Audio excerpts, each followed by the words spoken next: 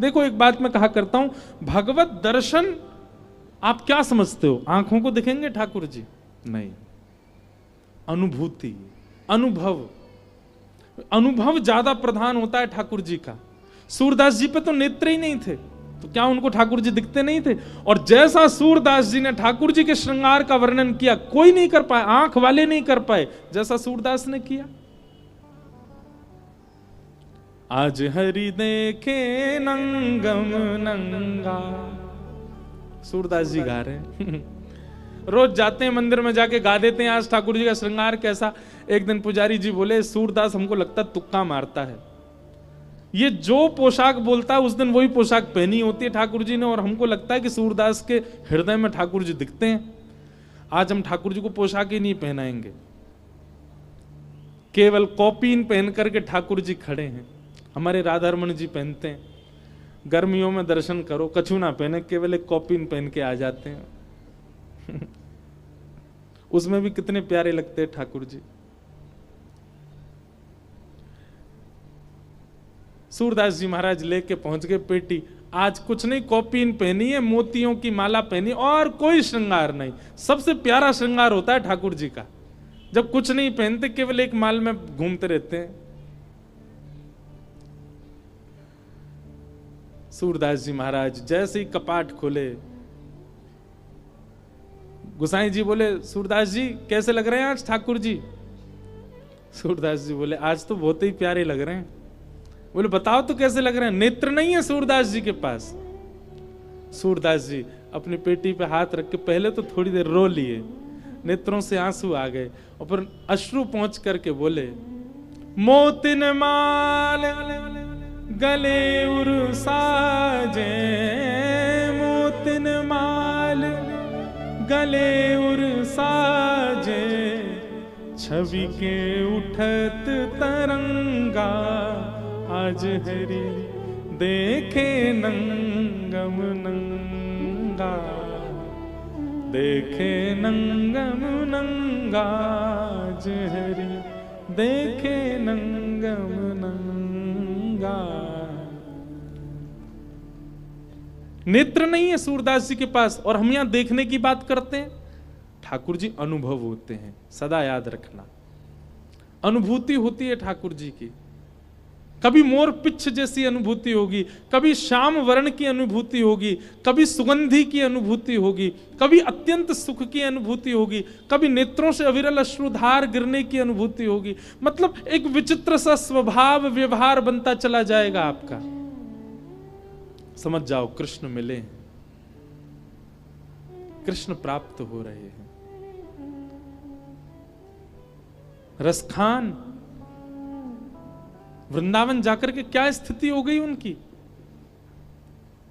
गली मोहल्ले में ढूंढते रखते, देखो दरियो में कुंज कुटीर में, सब जगह ढूंढा, मुझे किसी ने नहीं बताया। तभी एक कुंज कुटीर में ढूंढता ढूंढता ढूंढता पहुंच गया।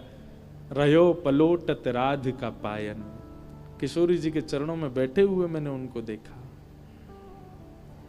तो ठाकुर जी अनुभव कराते हैं अपना।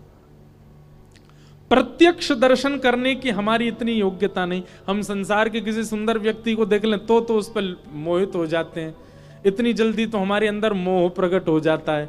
संसार के प्रति इतना मोह है, ठाकुर जी के प्रति कैसे देख पाएंगे? ठाकुर जी को नहीं देख सकते। अनुभव होगा, अनुभूति होगी। शुकाचार्य जी कहते हैं, परीक्षित कहते हैं, सुखदेव जी अब मेरे जीवन के 7 दिन बचे, आप कृपा करके मुझे ठाकुर जी का अनुभव कराओ। और अब यहां से कथा सुनाना प्रारंभ करते हैं।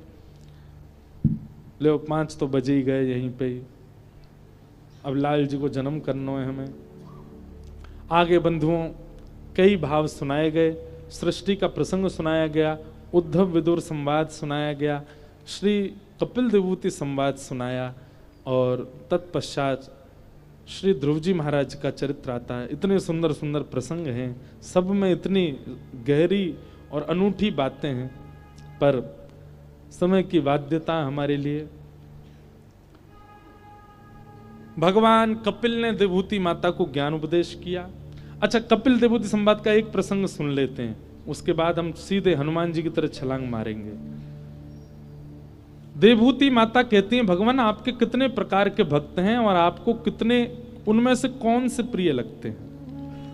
तब भगवान कपिल 4 प्रकार के भक्तों का वर्णन करते हैं भागवत जी में। अब इसमें भी हम थोड़ा कम ही विस्तार करेंगे। पहले भक्त का स्वरूप बताया तामस, दूसरा राजस, तीसरा सात्विक और चौथा निर्गुण। आप कौन से वाले हो, नेक्स्ट समझो। सबसे पहले गुण भक्त का है तामस। तामसी भक्त जो होता है उसका स्वभाव कैसा होता है, वो ठाकुर जी से जब भी मिलेगा वो किसी ना किसी की ठाकुर जी से जाकर के कंपैरिजन कराएगा अपनी कृपा का। नाथ उस पर ज्यादा आपकी दया दृष्टि है, या किसी की योग्यताओं को देख करके, किसी के सुंदर जीवन को देख करके वो तब जाएगा ठाकुर जी के पास। उस पर इतना कर रखा है, नाथ मुझ में क्या कमी छोड़ दी मैंने। खुद से नहीं गया, किसी और पर जब योग्यताओं का दर्शन किया तब गया। और दूसरी बात, तामस भक्त का दूसरा लक्षण क्या होता है, ये भगवान से कभी कभी हिंसक इच्छाएं रखता है। कैसी? किसी का नाश हो जाए, किसी के साथ गलत हो जाए, किसी के संग ऐसा हो जाए, इस प्रकार की भावना से जो भगवान को भजता है तामस। ठाकुर जी कहते हैं मुझको बिल्कुल प्रिय नहीं है तामसी। दूसरा कौन है? राजस। राजस भक्त कैसा होता है? बोले केवल और केवल मांगने आता है, मांगता है 1 नंबर का। सुख संपत्ति घर आवे, कष्ट मिटे तन का, ओम जय जगदीश हरे। आरती का कोई खंडन नहीं कर रहा हूं मैं, लेकिन ठाकुर जी से केवल यही सब मांगना, केवल मांगने के लिए ही जाना, ये राजस भक्त का लक्षण होता है। भगवान कहते हैं मैया ये भी मुझको बिल्कुल पसंद नहीं है। और रोज कोई गेट पे आ जाए, आके केवल मांगने लगे, तो कुछ दिन बाद आप भी गेट कीपर से कहोगे, इससे कह देना है ही नहीं घर पे, चले गए कहीं। ऐसे ही जो रोज केवल मांगते हैं, श्री जी और ठाकुर जी द्वार पे ही भेजते हैं। बोले या तो कह दो केवल पाषाण विराज रहे हैं, ठाकुर जी नहीं है यहाँ पे, देना ही नहीं हमें कुछ भी, रोज मांग नहीं आता है। कल रात्रि मुझे याद तो नहीं, पर दिव्यदास भैया एक पद सुना रहे थे, बहुत बढ़िया। उसका भाव ये था कि मैं आपसे मांगूं तो आपको ही मांग लूं। अगर मेरे अंदर मांगने की इच्छा प्रकट हो तो मैं आपको ही मांगू नाथ, और मुझमें कोई मांगने की इच्छा प्रकट ना हो, आप मिल जाओ बस मुझे। लेकिन ठाकुर जी को छोड़ जो सब मांगता है संसार का, ऐसे लोग राजस भक्त कहलाते हैं। तीसरे भक्त होते हैं सात्विक भक्त। सात्विक भक्त कैसे होते हैं? हे नाथ, आपकी कृपा मुझ पे बनी हुई है, सब बढ़िया ठीक ठाक चल रहा है, दाल रोटी चल रही है, बस ये कृपा बनाए रखो मुझ पे। मतलब ये कृपा भी बनाए रखो, इतनी कामना तो उसकी भी रहती है। ये सात्विक है, ये एक्स्ट्रा कामना नहीं कर रहा है, पर नाथ जैसी आपकी स्थिति मुझे दे रखी, कोई बात नहीं, खाने पीने को मिलता है, थोड़ा काम धंधा मेरा चल रहा है ठीक ठाक, इतना बनाए रखो। ये सात्विक भक्त। भगवान कपिल कहते हैं ये 3 प्रकार के भक्त हैं, राजस, सात्विक और तामस। पर ये तीनों भी मैया मुझे प्रिय नहीं। तो आपको प्रिय कौन? बोले चौथे। कौन? निर्गुण। निर्गुण भक्त का लक्षण क्या होता है? तब भगवान कहते हैं दीयमान न ग्रहणंती, मैं उसको देना चाहता हूं पर वो लेता ही नहीं है, वो मांगता ही नहीं है, वो केवल एक ही कामना करता है, नाथ मुझे कुछ नहीं चाहिए, बस आपके प्रति मेरा प्रेम बना रहे। श्रीमद् भागवत में कथा आती है वृत्रासुर की। वृत्रासुर क्या मांगता है ठाकुर जी से? अहम हरे तब पादैकमूल दासानुदासो भवतास्मि भूय मनस्मरेता सुपतेर्गुणांस्ते गृणीतवा कर्म करोतु काय न नाकपृष्ठं न च पारमेष्ठं न सार्वभौमं न रसाधिपत्यं न योगसिद्धिरपुनर्भवं वा समंजसत्वा विरहय्यकांक्षे। आहा, क्या मांगता है पता है? ठाकुर जी से कह रहा है नाथ, मुझे इंद्र की पदवी नहीं चाहिए, मुझे ब्रह्मा की स्थिति नहीं चाहिए, मुझे यमलोक का राजा भी नहीं बनना है, मुझे आपसे कुछ नहीं चाहिए, केवल एक वरदान दे दो। क्या?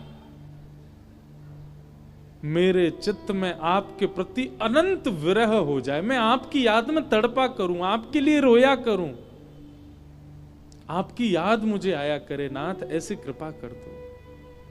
और नाथ, जब आपकी याद आवे और मैं रोना प्रारंभ करूं ना, तो आप मेरे रुदन को देख करके मुझ पर कृपा करके दर्शन देने आना मत, मुझे रोने देना, मैं तड़पता रहूं। नाथ, ऐसी कृपा मुझ पर कर दो। भगवान कहते, मैया ये निर्गुण भक्त हैं, ब्रज की गोपियां ये मेरी निर्गुण भक्त हैं। गोपियों की निर्गुणता कैसी है? मथुरा दूर नहीं है वृंदावन से, लेकिन नहीं जाती, वहीं बैठे बैठे कृष्ण को याद कर लेती हैं, नहीं जाती मिलने, क्योंकि ये निर्गुण प्रेम है। इस प्रेम में मिलन की इच्छा नहीं है, इस प्रेम में चर्चा की इच्छा नहीं है, इस प्रेम में तो केवल भाव की इच्छा कि हां प्रेम है। इसको समझना भी बहुत मुश्किल है, ऐसा निर्गुण प्रेम। मैया, उसको मैं सब कुछ प्रदान कर दूं पर वो सब त्याग देता है। नहीं, केवल आपका प्रेम चाहिए मुझे और कुछ नहीं चाहिए, केवल आप चाहिए मुझे और कुछ नहीं चाहिए। इस प्रकार भगवान 4 प्रकार के भक्तों का वर्णन। निर्गुण भक्त सर्वश्रेष्ठ है। हम प्रयास करें कि हमारे अंदर भी वह निर्गुणता आवे, हम ठाकुर जी के प्रिय बने। 4 प्रकार के भक्तों का वर्णन भगवान कपिल ने किया, और फिर इन्हीं भक्तों का वर्णन करते हुए आगे कपिल देवहूति संवाद विश्राम हुआ। ध्रुव जी महाराज की कथा आती है। एक ध्रुव जी महाराज जो कि अपने 4, 4.5, 5 वर्ष की अवस्था में 5 महीने के भजन से भगवान को प्राप्त कर लेते हैं। भगवान की खूब सुंदर स्तुति गा के ठाकुर जी से भजन का व्यसन मांगते हैं। ऐसे ध्रुव जी की कथा सुनाई। फिर ध्रुव जी के वंश में आगे राजा अंग हुए, अंग के बेटा बैन हुए, बैन को ऋषियों ने मार दिया। इनके फिर पृथु हुए, पृथु को 10,000 कानों का वरदान मांगा, भगवान ने वह पूर्ण किया। इस प्रकार से ये सब क्रम चले। बहुत कथाएं बीच में ऐसी आती हैं जो बड़ी सुंदर हैं। मनवंतरों का वर्णन किया, भूगोल खगोल का वर्णन किया, नरकों का वर्णन किया, और नरकों का वर्णन करते हुए फिर अजामिलोपाख्यान सुनाया। तत्पश्चात वही जो अभी हम सुन रहे थे वृत्रासुर का प्रसंग, फिर प्रहलाद चरित्र। श्री प्रहलाद जी महाराज जो कि हिरण्यकश्यप के यहाँ पर भगवान के परम भक्त हुए, प्रहलाद जी महाराज की स्तुति सुन लेते हैं। भगवान नृसिंह प्रकट हो गए, प्रकट होकर के हिरण्यकश्यप का वध किया। प्रहलाद जी महाराज ने भगवान की स्तुति गाई, और स्तुति गाते हुए श्री प्रहलाद जी महाराज कहते हैं, हे नाथ, आपकी मेरे ऊपर बड़ी कृपा की, आप मुझे दर्शन देने के लिए यहां पधारे। पर नाथ, मेरी ऐसी वाणी नहीं कि मैं अपनी वाणी से आपको इतना प्रसन्न कर सकूं। देवताओं की स्तुति सुनते हैं, उनकी स्तुति तो लच्छेदार वाणी से युक्त होती है, परंतु फिर भी मैं प्रयास कर रहा हूं। और प्रहलाद जी महाराज ने बहुत सुंदर स्तुति गाई ठाकुर जी की कि ब्रह्मादय सुरगुणा मुनयोथ सिद्धा सत्वैकतान मतयो वचसां प्रवाहे नाराधितुं पुरगुणैरधुना पिप्रो किम तुष्टुमर्हति समहरिरुग्र जाते। हे नाथ, आप मुझ पर कृपा करके पधारे। मेरे पिताजी का आपने वध कर दिया, परंतु नाथ, मैं बस आपसे ये चाहता हूं, मेरे पिताजी को आप सदगति दे देना। आपकी प्रेम लक्षणा भक्ति मेरे जीवन में बढ़ती रहे, ऐसी कृपा अनुग्रह करो। भगवान ने प्रहलाद जी को गोद में भर के कहा, प्रहलाद कुछ मांगो। श्री प्रहलाद जी कहते हैं, बोले नाथ, केवल एक वरदान दे दो। देखो सबने यही मांगा। बोले क्या? यदि राशि शमे कामान वराम स्वाम वरदर्शभ कामानामृत संरोहम भ्रवतस्तु वृणेवरम। यदि मेरे चित्त में आपसे कभी कुछ मांगने की इच्छा पैदा हो तो वो केवल ये हो कि आप मुझे मिल जाओ और कोई नहीं। मेरे चित्त में कभी भी आपसे कुछ भी मांगने की इच्छा ही पैदा ना हो, ऐसी कृपा मुझ पर कर दो। प्रहलाद जी महाराज ने भगवान को प्रसन्न किया। भगवान प्रसन्न होकर के प्रहलाद पर कृपा करके प्रस्थान कर गए। आगे गजेंद्र मोक्ष की कथा आती है, जहां पर एक ग्राह पर कृपा करने के लिए भगवान शंख चक्र गदा पद्म धारण करके आए। बलि वामन अवतार की कथा आती है, जहां भगवान वामन बन करके गए। बलि के यहां से 3 पग जमीन मांगने का वरदान लिया, पर विराट होकर के तीनों लोक नाप लिए। बलि ने अंत में कहा, नाथ 2 पग से 3 लोक नाप लिए, तीसरा पग मेरे सिर पर रख दो। भगवान बोले बलि, हम तो तुझे छलने आए थे पर तुमने हमको छला। एक प्रकार से एक बात कहूं, बहुत गोपनीय बात है, पर अब आ रही है तो मैं सबके सामने कह ही देता हूं। भक्ति का एक स्वरूप यह समझो कि आप अपनी भक्ति से श्री ठाकुर जी को अपना बना लो। और याकू अगर अपनी सामान्य भाषा में कह दूं तो ठाकुर जी छलवे आमेंगे, लेकिन अपनी भक्ति इतनी प्रबल रखो कि ठाकुर जी को तुम छल ले हो। ठाकुर जी ने 3 पग जमीन मांगी, और कब मांगी? जब ठाकुर जी वामन थे, छोटे से। बलि ने खूब कहा कि कुछ और मांग लो, लेकिन ठाकुर जी बोले नहीं, 3 पग जमीन चाहिए, वो भी हमारे पैर से नपी चाहिए। बलि ने जैसे ही वरदान दिया, छोटे से वामन भगवान विराट हो गए। 2 पग से तीनों लोक नाप लिए। और बासुकी नाग को कहा, बलि को बंदी बना लो, इसने 3 पग जमीन देने का मुझे वरदान दिया, मैंने 2 पग से सब नाप लिया, अब तीसरा पग कहां रखूं मैं? तब बलि बासुकी नाग से बोल, रुक जाओ शेष नाग जी, अभी मत मेरे ऊपर आना, तीसरा पग बचा है ना, आपने संपत्ति अपना ली, संपत्ति का मालिक तो अभी बैठा, तीसरा पग मेरे सिर पर रखो। भगवान तो उसी में ही मोहित हो गए। वारे बलि, हम तेरी भक्ति से बड़े प्रसन्न है भैया, वाह। देखो, संसार के लिए चतुर मत बनो, पर ठाकुर जी बहुत बहुत छलियां हैं, कहीं आकर के कछु ऐसा करने लगे तो उनको उत्तर देने के लिए चतुर बन जाओ। ठाकुर जी को क्या उत्तर देना है? भगवान ने बलि से कहा, बलि वरदान मांगो। बलि बोला, मुझे एक ही वरदान दे दो, मैं जब भी अपने राजमहल में जाया करूं और जब भी राजमहल से निकला करूं, तब मुझे प्रत्यक्ष आपका दर्शन हुआ करे। भगवान बोले, सीधा सीधा बोल दे, हम तेरे द्वारपाल बन जाएं। बलि बोला, काइंड ऑफ यही समझ लो आप। और भगवान द्वारपाल बन के खड़े हो गए बलि के यहां। लक्ष्मी मैया को बड़ी दया आई ठाकुर जी पे, कहां त्रिलोकीनाथ ब्रह्मांड नायक, यहां पे देखो द्वारपाल बने खड़े हैं।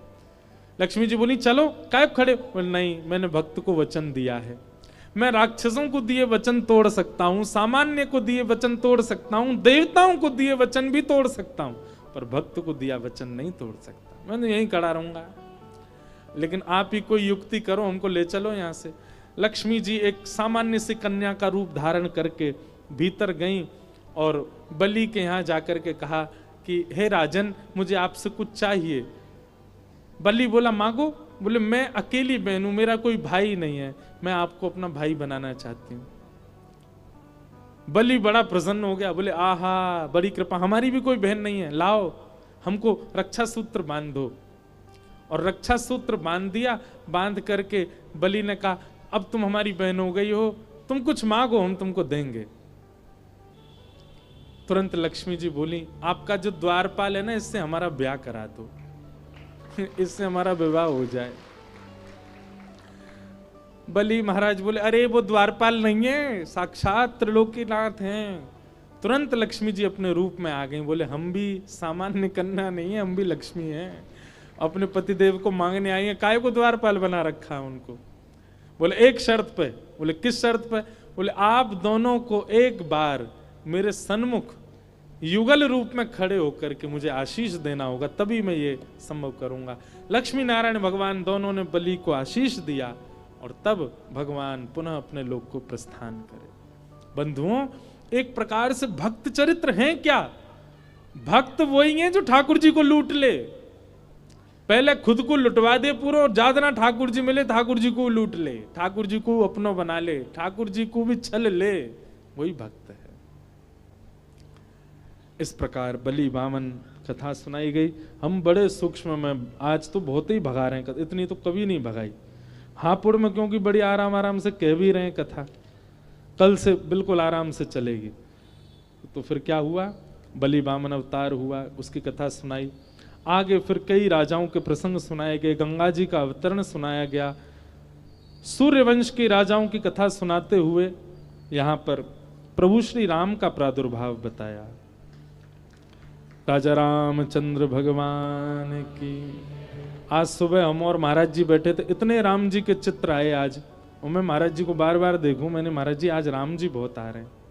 ऐसे प्रभु श्री राम को हम, भागवत में 2 अध्याय में राम कथा है, हम एक श्लोक में राम जी को प्रणाम कर ले। सब लोग हाथ जोड़ के राम जी का स्मरण करो। गुरुवर थे तक्त राज्यो व्यचरदनुवनम पद्म पद्भ्याम प्रियाया, पाणिस्पर्शा क्षमाभ्याम व्रजत पथरुजो यो हरेन्द्रानुजाभ्याम, वैरूप्या शूर्पणख्या प्रिय विरहरुष रोपित ब्रूविजंभ, तस्ताब्धिर्बद्ध सेतु खलदवदहन कौशलेन्द्रोवतान्न। बोलो राजा रामचंद्र भगवान की।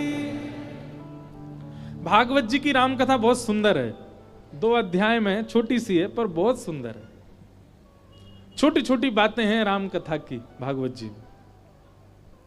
भागवत जी में एक जगह वर्णन आता है राम कथा में कि प्रभु श्री राम जब अयोध्या लौट करके आए रावण को मार के, तो भगवान का राज्याभिषेक हुआ। बहुत ध्यान से सुनना, ये भागवत जी की कथा है। तो राज्याभिषेक में भगवान श्री राम, बड़े बड़े संत आ रहे हैं, सबसे आशीर्वाद ले रहे हैं, घर के सदस्य आ रहे हैं, सबसे आशीर्वाद ले रहे हैं। तभी ब्राह्मणों की टोली आई, तो वशिष्ठ गुरु जी ने कहा सब ब्राह्मण आ रहे हैं, कुछ दान करना सबको, तुम राजा बन गए हो अब। राम जी बोले ठीक है। अब ब्राह्मण एकाध तो आए नहीं, करोड़ों ब्राह्मण आए। जब तक दक्षिणा बढ़ती गई, दक्षिणा देते गए, धीरे धीरे करके महाराज दक्षिणा खत्म सी हो गई। वैसे तो उनके यहाँ अक्षय पात्र है, कोई खत्म नहीं, पर राम जी को लीला करनी है। दक्षिणा पूरी हो गई तो राम जी ने क्या किया, अब जो ब्राह्मण आए उनको अपने कान के कुंडल उतार के दे दिए, अगले ब्राह्मण आए उनको कड़ूला उतार के दे दिए, उनके अगले, देख कैसे राम जी, अगले ब्राह्मण आए उनको अपने बाजूबंद स्वर्ण के उतार के दे दिए, कौंधनी उतार के दे दी। उसके बाद ब्राह्मण आए, अब राम जी तो अपने सब दे दिए गहने, तो जानकी जी से बोले आप दे दो अपने। तो जानकी जी भी अपने अपने आभूषण उतार उतार के दे, और सब देख रहे हैं घर में खड़े खड़े, सारी माताएं देख रही हैं, गुरु जी देख रहे हैं, सब बड़े राम जी ये क्या कर रहे हो? बोले नहीं ब्राह्मण आए, सबको देना तो है। सब खोजें देने के लिए, दक्षिणा मिले नहीं तो राम जी यही दे दें। अंत तो गत्वा राम जी ने अपना मुकुट भी उतार के दे दिया। वशिष्ठ जी देखते जा रहे हैं, बोले क्या चल रहा है देखूं तो। अगले ब्राह्मण आए तो राम जी ने सिंहासन दे दिया अपना, बोले लो ये ले जाओ। उसके बाद कोई ब्राह्मण आए, उनसे कहा एक काम कीजिए, आप हमारा ये पूरा महल ही ले जाओ, ये महल दान कर दो। संकल्प करके महल दान कर दिया, कनक भवन दान कर दिया। ब्राह्मण आते जा रहे हैं, अयोध्या दान कर दी, बोले हम वन में रह लेंगे, आप अयोध्या ले जाओ। ब्राह्मण आते जा रहे हैं, राम जी का स्वभाव देखो। अगले ब्राह्मण आए तो राम जी बोले हम एक छत्र सम्राट हैं पूरी पृथ्वी के, हे ब्राह्मण देवता, उत्तर दिशा पूरी आपको देते हैं, उत्तर दिशा आपकी। अगले ब्राह्मण आए तो उनसे कहा दक्षिण दिशा आपकी। फिर ब्राह्मण आए, उनको पूर्व दिशा दे दी, पश्चिम दिशा दे दी, पूरी पृथ्वी का दान कर दिया ब्राह्मणों को। और सब देने के बाद गुरु वशिष्ठ के पास गए, गुरु जी अब तो हमने सब दान कर दिया, अब ये सब ब्राह्मण पूरी दुनिया देख लेंगे, हम तो फिर से वन में जा रहे हैं भजन करने। वशिष्ठ मुनि बोले रुक जाओ, हम सब समझ रहे हैं तुम्हारी चाल, तुमको राजपाट संभालना नहीं है, तुम्हारा मन वन में मन लग गया है बहुत ज्यादा, बैठो सिंहासन पे। शास्त्र का नियम है, ब्राह्मण आए तो यजमान दान देता है, लेकिन नियम है कि फिर ब्राह्मण आशीर्वाद देता है। तुमने दान दिया, ब्राह्मणों ने आशीर्वाद तो दिया नहीं। बोला हाँ वो तो रह गया।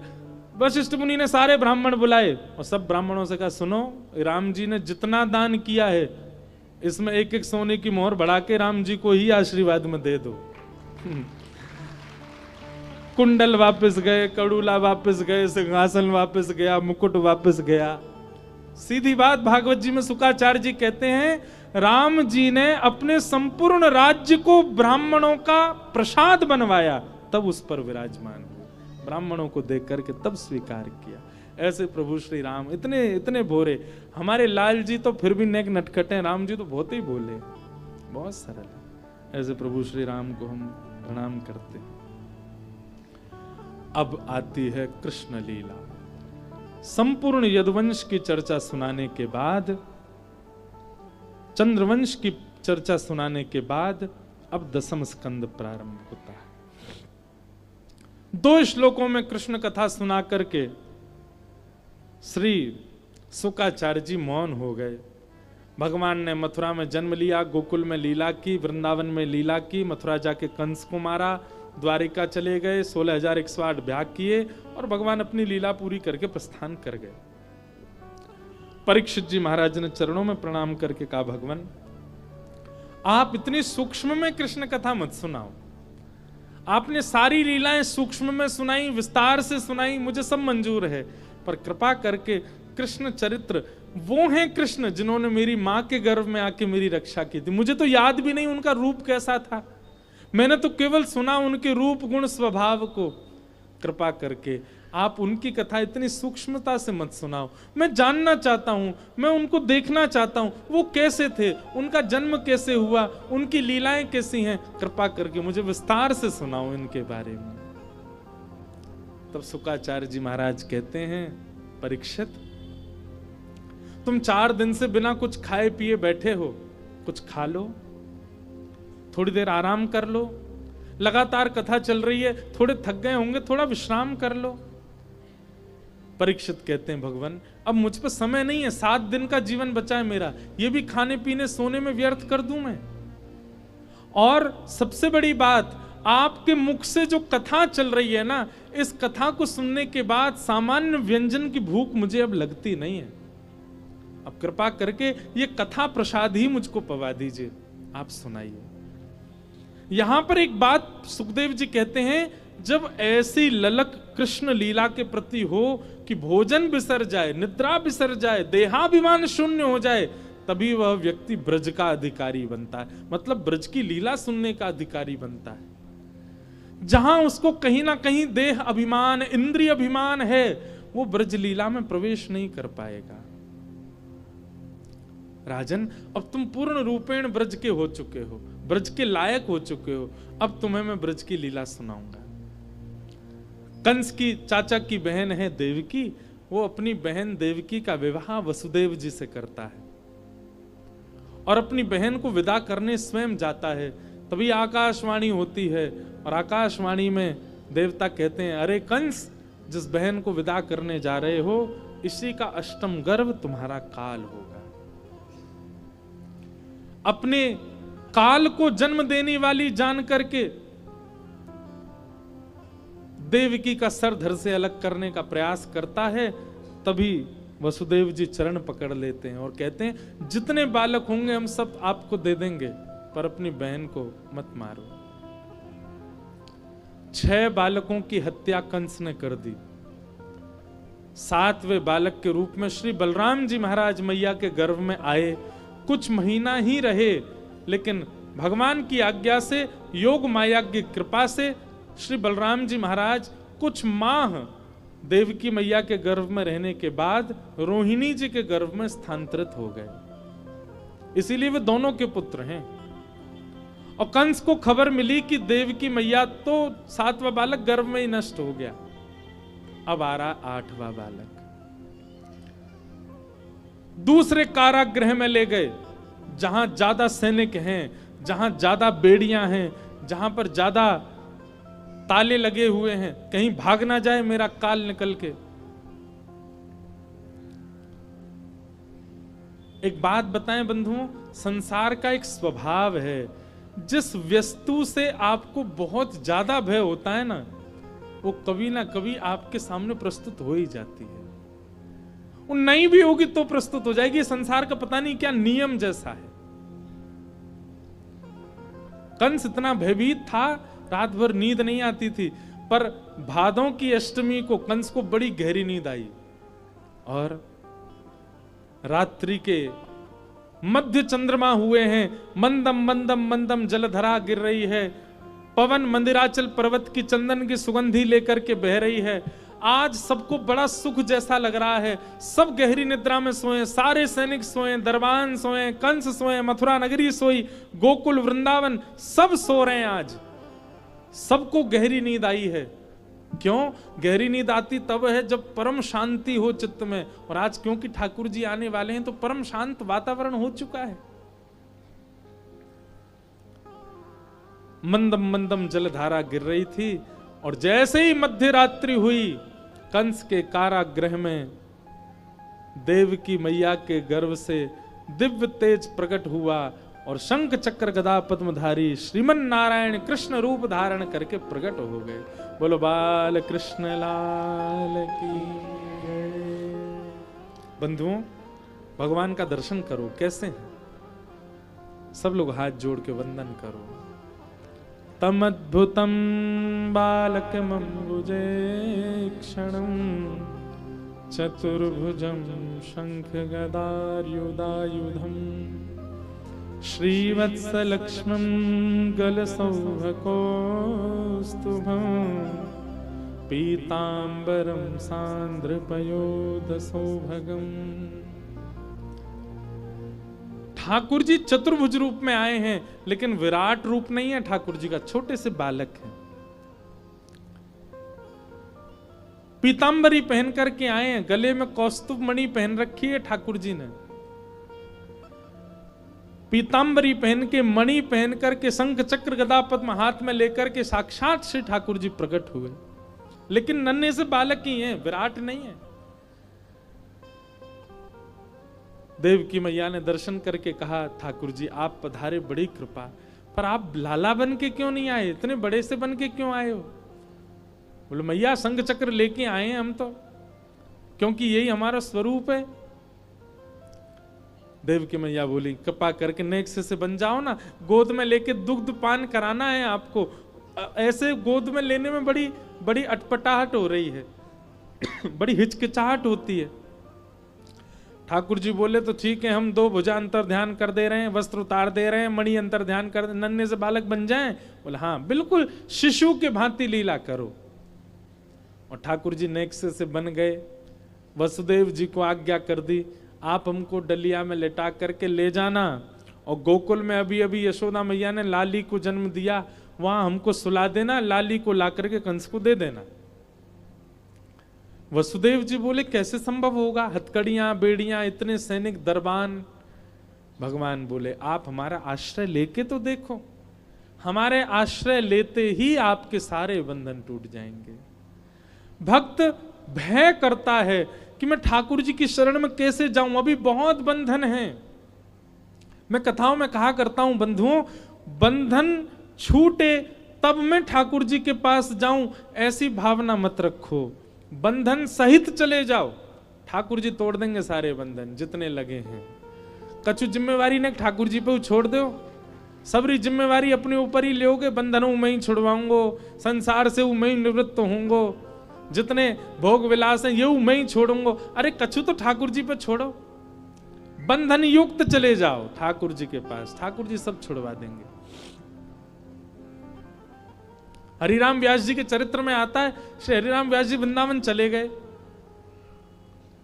उनको ले जाने के लिए मधुकर शाह आए, ओरछा से कितने ब्राह्मण आए, उनकी पत्नी बच्चे तक आ गए, हरिराम व्यास जी नहीं गए।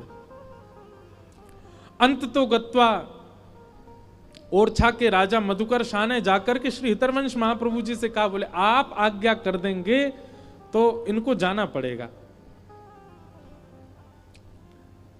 हरिवंश महाप्रभु बोले किसी को क्यों ले जाना, कोई वृंदावन में इतना रम गया तो उसको क्यों दूर कर रहे हो वृंदावन से।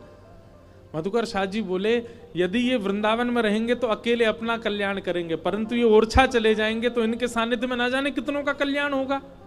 इसलिए आप आज्ञा कर दो कि ये चले जाएं ओरछा। महाप्रभु जी एक बार राजी हो गए कि ठीक है मैं आज्ञा कर दूंगा।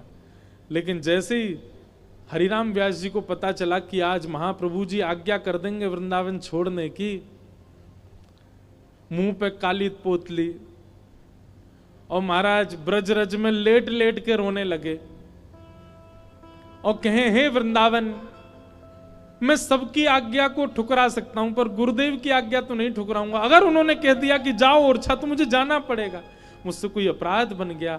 हे श्री वृंदावन, आप कृपा करो ना, मुझे गुरुजी ना कहें जाने के लिए। यमुना जी से प्रार्थना, लता गुल्मों से प्रार्थना, वृक्षों से लिपट लिपट के रोए हरिराम व्यास जी। किसी ने जाकर के महाप्रभु जी से कहा, भगवान व्यास जी की स्थिति देखो। महाप्रभु जी ने जैसे ही व्यास जी को देखा, मधुकर शाह को बुला के कहा, बोले देखो इनकी स्थिति, ऐसी स्थिति के बाद तुम चाहते हो कि मैं इनको आज्ञा कर दूं कि ओरछा चले जाएं? इनको तो नहीं, हम तुमको आज्ञा दे रहे हैं, तुम चले जाओ। ये तो अब सदा वृंदावन में ही रहेंगे। क्यों? क्योंकि इन्होंने वृंदावन को नहीं अपनाया है, वृंदावन ने इनको अपना लिया। अब इनके प्राण वृंदावन में हैं। बंधन युक्त होकर के आए थे हरिराम व्यास, पर श्री राधा वल्लभ जी ने ही उनके सारे बंधन छुड़वा दिए और नहीं ले जा पाया कोई भी। हरिराम व्यास जी की बेटी का ब्याह हुआ तो भी सबने कहा चलो ओरछा। हरिराम व्यास जी बोले वृंदावन में आके ब्याह कर लो।